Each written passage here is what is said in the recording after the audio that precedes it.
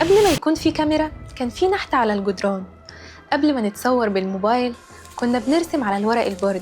الإنسان من آلاف السنين بيدور على حاجة واحدة، وهي إنه يوثق اللحظة ويسيب أثر. من المصريين القدماء لحد ستوري الإنستجرام، القصة واحدة. أنا آلاء النجار، مصورة ومونتيرة، واللي يعرفني عارف إن أنا بقدم محتوى عن المونتاج على الإنستجرام. لو مهتمين ممكن تتابعوني هناك. والنهاردة حبيت أعمل سلسلة فيديوهات عن ما قبل التصوير والمونتاج بكتير قوي، فلو حبيتوا المحتوى ده ياريت تقولولي في الكومنتس، ويلا بينا.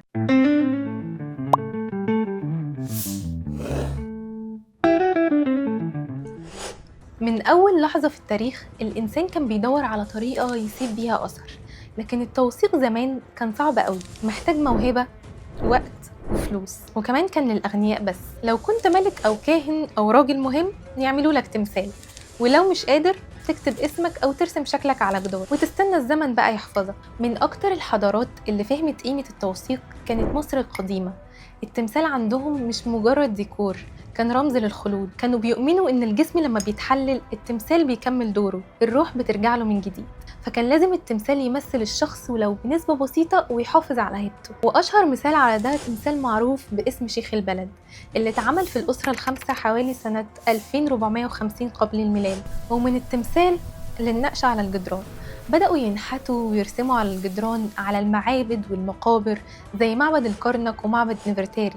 كل حاجة كانت بتتوثق، العادات، المعتقدات، شكل الناس، وحتى اليوم العادي، لكن برمزية أكتر من إنها واقعية. وحوالي سنة 1500 قبل الميلاد بقينا نشوف ورق بردي عليه مش بس كتابة، لكن كمان صور، توثيق للأحداث والمعتقدات اليومية، وكأنها أول ألبومات صور في التاريخ بس مرسومة بإيد فنان. بعد كده الإنسان ابتدى يرسم نفسه بتفاصيل حقيقية، بورتريهات بتوضح مش بس الملامح لكن كمان التعابير والروح.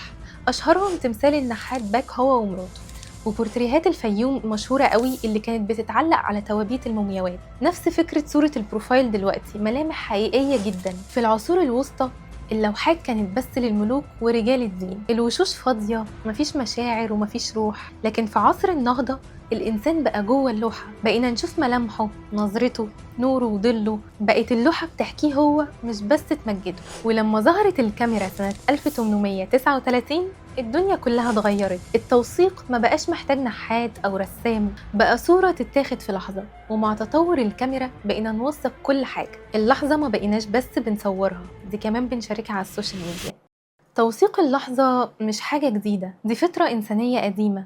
الإنسان دايما بيدور على وسيلة يخلد بيها نفسه، سواء بجدار في معبد أو بنقش على بردية أو بستوري على انستجرام. الأدوات اتغيرت لكن الشغف فضل هو، وكل رسمة، كل تمثال، وكل صورة وراها قصة. لو عجبكم الفيديو ما تنسوش تعملوا لايك وسبسكرايب، لأن الحلقة الجاية هتكلم عن ازاي اخترعوا أول كاميرا في التاريخ، وازاي صورة واحدة غيرت شكل العالم كله.